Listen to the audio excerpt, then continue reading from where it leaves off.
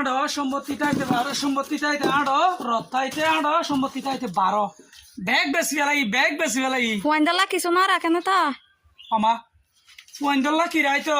দেশত যে পরিস্থিতি হয়ে যে ঘটনা ঘটের উত্তর মিথ্যা দেখি দে বা মারা গিয়ে লাশ গাড়ি লই এই বাভরও তো গরত মাঝে লই এসছে এন সুলত কি গজ্য হত্যারস না হন সম্পত্তি রাইতো হন ওয়াইন্দলা সম্পত্তি রাইতো কিয়র ফুজি যেতুন আছে তুন হাইম নতাইরে খবর যাইম বাভরে লাশর গাড়ির মাঝে রাখি সয় সম্পত্তির হিসাব গর দে বাই বোন দে মারামারি হাড়াহাড়ি বন্যদর অন্তত পক্ষে